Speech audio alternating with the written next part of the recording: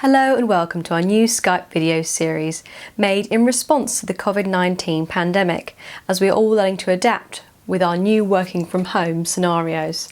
We hope to bring you face to face with prominent members of the travel retail industry and offer you their views on how they're adapting their businesses and if they have any positive messages for the industry at this time. We would like to thank you personally from TRBusiness for the amazing support that we've received. We cannot tell you how much we appreciate this, and we hope we can continue to find your support in this challenging time. We also hope you find these new video interviews valuable and interesting. Please let us know what you think by writing to charlotte@trbusiness.com. Without further ado, I'd like to introduce you to the first Skype video interview. Please enjoy. Hello and welcome to our first Skype video interview. This series we've launched in response to the COVID-19 pandemic. We wanted to reach out to prominent members of the travel retail industry and get their feedback on what it's like to adapt perhaps to working from home, or how their business is impacted at this time, and just what the current situation is like for them in the country where they're situated. So I'm obviously here with Peter Mohn, who is the CEO, co-founder of m1st-set. Thank you for speaking with us today, Peter. It's lovely to have you here. I know we would prefer in better circumstances, but we're doing our best, aren't we? So I just want to kick off with a sort of question just to see how you're doing. How is your business doing right now, and how is that m1st-set adapting to the circumstances? Yeah, sure. In general, Switzerland is quite affected by the crisis. It's the fifth most cases in all of Europe, which is quite much for such a small country like Switzerland with only 8 million people. However, the Swiss, we have a quite special kind of government that's called the Federal Council, and they're they're 7 people, and they're like elected by the biggest parties in the country, and so it actually means that it's not really one party who's in charge, and then the others who don't agree with this party don't obey or don't agree to what they say. So we actually have a government here in place that people trust very much, and they believe in what they say and recommend. And overall, the Swiss population has been quite positive about how quickly they reacted, not too fast, not too acting in panic, but really evaluating the situation. And the recommendations given by the government has really been followed quite well. But of course, it also is that the Swiss people are in general, they like following the rules, and so that's in general a big problem for the Swiss. So overall, in Switzerland, I would say it's everybody's a bit worried, of course, but there's no panic. People are taking care of it. They try to stay at home as much as they can. You go shopping, people keep their distance, and it's done in a very positive way considering the situation. So Switzerland overall is not so bad. That's great news, and we've heard that that's certainly not the case in other places in Europe, even and further afield. It's good to know that the Swiss people have responded on the whole very positively, and that there's trust there. So in terms of the businesses where you are, I imagine that obviously most places are closed, and businesses have adapted by moving to working from home. And is that the case for yourselves? Yes, most of us are working from home. And the funny thing is that our business has been going so well the last years, and we hired 3 new people at the beginning of this year. And we're planning on moving to bigger offices the 1st of April. So we're kind of in a transition period. Right. So everybody comes in for an hour or two. And some people come in the weekends, sometimes the evenings to pack their stuff. And then they go back home again and work from home. And then we're really trying to also move to the bigger office the 1st of April. Although it might be quite empty in the beginning, obviously, since people are working from home. So we still want to keep on working as planned. So that's going okay. Then, of course, surprisingly, we are all still very, very busy. It's also because usually our projects take between 3 and 6 months. So we're still, and December was very, very busy. We got a lot of new projects, so most of us are still working on those projects. However, there are no new projects coming in right now. They're on hold. And to my very positive surprise, we do have a lot of requests for new projects. So it means that the people actually are working on the time after the crisis and preparing themselves. And some projects we do like one wave per year.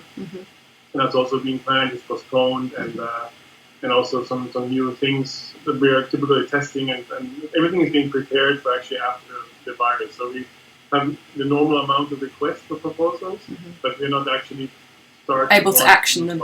Yes. Okay, sure.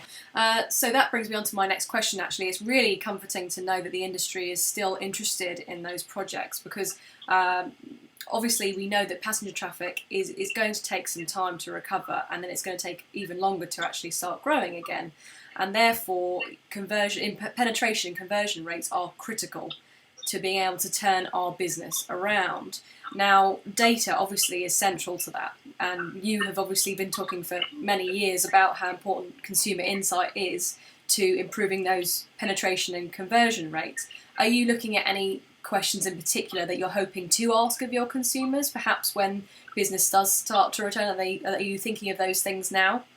Or perhaps you're prompted by those requests. Are you able to share any of those, maybe? Yeah. But right now, of course, people are mainly looking into the air traffic data and want to have forecasts from us to see how things are evolving and changing, and how could things pick up again after certain regions, countries are fine again. But nobody, of course, knows when that will be the case. But it seems that they really want to understand and have more control over the dynamics of the market right now. Because we were so used to having a steady growth of 4 to 5% a year. And this, of course, a dramatic impact. And so people, I guess, created a certain need to be more in control of what's happening and to have more tools and more data available to understand things better. And even we had some clients who obviously are very, very much focused on the Chinese travelers, naturally. But then it's kind of also taught the lesson maybe to us to see how important it is to understand the world beyond the Chinese travelers, and to see in different markets, in different worlds, and to understand other nationalities and how these needs can be met more. So it actually has, for us, increased the need of good and actionable data, which is of course. Kind of a good thing in a bad situation. Yeah, of course, people understand the need for it more than ever potentially now, and as we prepare for the rebound in business and traffic. In terms of, I know that, again, you look at demands and different trends all the time, and I know that one that we also identified recently is the need for more sustainable products in the travel retail industry, and practices as well, procedures, manufacturing, etc. Companies with more of a conscience in that respect. Do you think there is a theory that potentially that people will feel more altruistic, more in tune with being more mindful, perhaps thinking about the planet as a whole, following this pandemic? Do you think that there's an argument for that?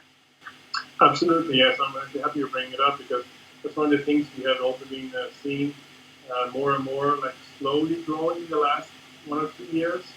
But now the subjects that our clients are interested in is more going in this direction. And also we did some research ourselves recently, and we actually see that this social responsibility, the sustainability aspect is becoming more important. I'm sure that's for everyone, but there's a larger amount of people who are being much more sensitive to this now. And people have really time to not think only materialistic, numbers terms, but also to take care of the planet, to take care of each other. I think that aspect has been becoming much more present in the minds of people during this crisis.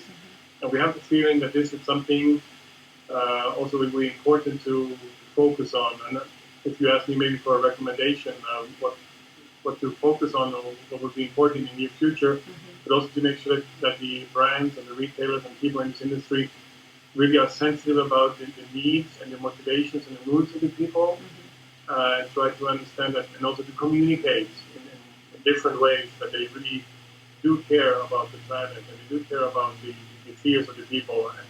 And so I think that aspect you just mentioned could actually be something that I would bet my money on. It would be important to focus on more in the future, absolutely.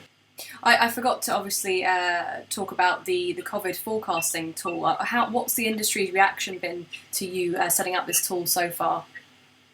Yeah, so we have a team who's working with this, and they have honestly never been so busy. they're basically working 12, 14 hours a day because they get so many requests and they really want to understand. So those are people who are subscribing to the tool to understand the specific scenarios, what's happening, and what happens if this changes, etc. So this team has been extremely busy. Plus, we've even gotten, I think, 3 new clients who weren't clients before, who now became our new clients because they want to use this tool for their analysis, which is kind of a good news. Although the reason is not very good, but of course it's good that they understand the necessity of this tool. So there's been a lot of demands regarding this, and it's quite good because the tool actually shows the actual passengers that are flying, and not only the seats available, etc. So it's a very accurate tool, and people appreciate it because they need something very accurate nowadays because the numbers are all based on that. Of course, yeah, they need a robust way to inform their action plans going forward. I guess in a final question for you, I mean, you mentioned some positives actually from this situation already, but do you have a positive message for the industry? I know it's understandable that people are feeling very anxious and disheartened and even hopeless right now. Do you have a positive message to share?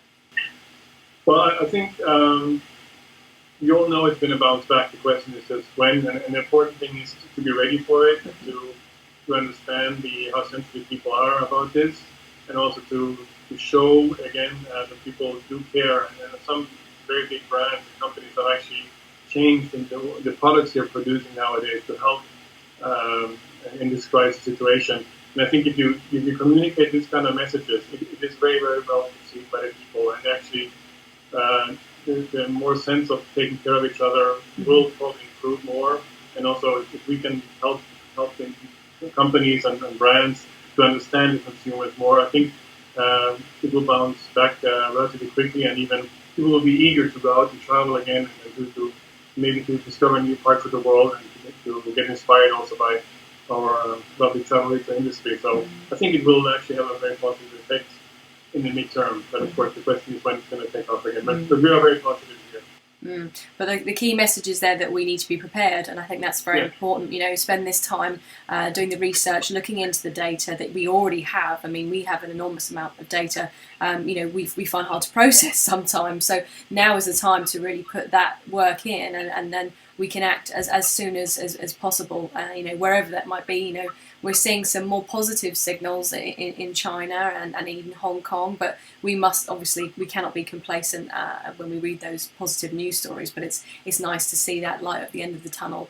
potentially, even if it's quite dim at the moment. But anyway, thank you so much for speaking with us today. I understand it's unconventional, it's a bit gritty, but you know, we must adapt in these difficult times. So I really appreciate you talking to us today, Peter, and I wish you all the luck for the future, and we'll be in touch very soon, I'm sure. Thank you, Charlotte. Thank you. Bye.